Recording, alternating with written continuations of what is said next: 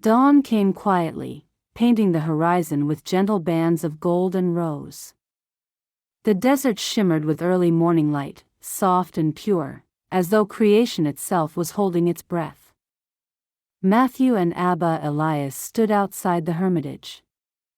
The cracked jar rested in Matthew's hands, lighter now, not because the clay had changed, but because Matthew had. "This morning," Elias said, "we walk a different path." Matthew adjusted his cloak. "Where are we going?" "Not far," Elias replied. "But far enough for you to see clearly." They began walking. Matthew felt strangely calm, as though every step was guided. Yet something unsettled him, a quiet tension gathering behind his ribs. After some time, they reached a ridge overlooking the valley where Matthew had first collapsed days earlier. The place where his old life had ended, and his new one began. Elias motioned for him to sit. Matthew lowered himself onto the warm stone. A silence settled between them, not empty, but full and expectant. "Matthew," Elias began gently, "you have received much in your time here." Matthew nodded slowly. "I feel like I've been rebuilt." "You have been awakened," Elias corrected. "But rebuilding is your choice." He looked at Matthew with calm gravity. "What will you do when you return home?" The question struck Matthew with unexpected force. He had not let himself imagine it: his old life, his apartment, his phone buzzing, his desk stacked with expectations, his father's silence, the familiar ache of responsibility.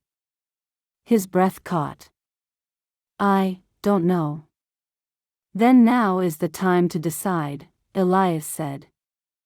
"Every pilgrimage ends with a choice." Matthew stared at the horizon. "I'm afraid." "Of what?" Elias asked. "Of going back to who I was," Matthew whispered. "Of losing this peace, this clarity, this connection with God." Elias nodded. "It is a real fear." Many pilgrims return unchanged because they cling to the desert but not to God. Matthew's gaze deepened. "How do I keep this, once I leave?" Elias pointed to the cracked jar. "What have you learned from that vessel?" Matthew ran his thumb along its mended seam. "That broken things can be repaired, and that the cracks are where grace enters." "Yes," Elias said. "And what else?" "That I must return to the well," Matthew continued. "Every day, or I'll run dry." "Exactly," Elias said. "The desert gave you space to see truth. But truth must be practiced in the noise of life, not only in silence." Matthew sighed. "But what if I fail?" Elias smiled gently. "Then you start again." He placed a hand on Matthew's shoulder. "Matthew, God is not asking you to be perfect. He is asking you to be faithful." Matthew closed his eyes. The words landed deeply. "And faithfulness," Elias continued, "is not found in grand gestures, but in small, daily choices, choosing prayer over panic, forgiveness over bitterness, compassion over haste, trust over fear." Matthew opened his eyes.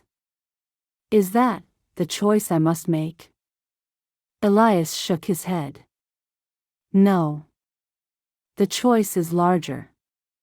He stood and walked a few steps away, gazing over the desert. "Matthew, it is time to ask the hardest question of all. What kind of life is your soul asking you to live?" Matthew blinked. "I've never asked myself that." "Then ask now," Elias said softly. "Your soul already knows the answer." Matthew stared at the valley below, remembering his first moments in this land, the panic, the collapse, the emptiness. And then the journey that followed, the cave of stillness, the prayer breath, the broken jar, the walk to the well, the cross, the stars, the storm, the letter. Amina. He felt tears gather again, not from pain this time, but from gratitude. After a long silence, he whispered, I want a life where I don't have to pretend anymore. Where I can breathe. Where I walk with God, not with fear. What else? Elias encouraged. I want to love people better, Matthew continued. To be present. To forgive. To stop chasing worth in things that never gave it. And? Elias pressed. Matthew swallowed. And I want to go home, but not to the same life. I want to go home different. Elias smiled, eyes warm. Then you have chosen well.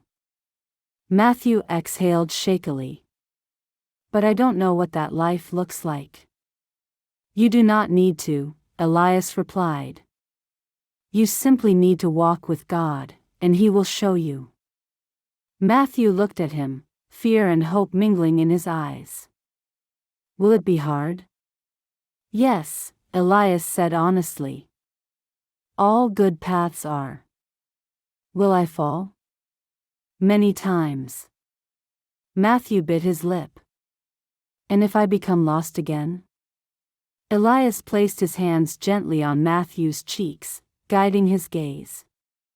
Then remember this desert. Remember this wind.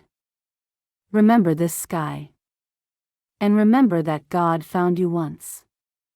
He can find you again. Matthew felt tears spill freely now. You are not leaving this place alone, Elias whispered. You are leaving with Christ, who walked with you long before you walked with me. Matthew nodded, overwhelmed. Now, Elias said, there is one more thing. He reached into his robe and pulled out a small leather string with a cross carved from desert olive wood.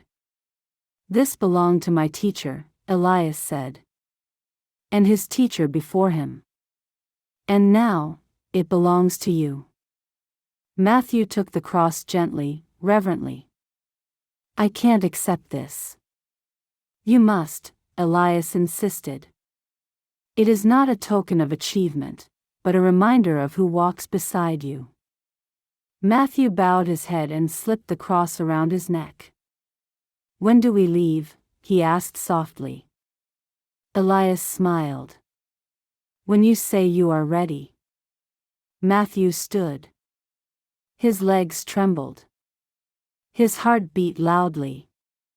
But he felt something he had not known in years, courage. I'm ready, he whispered.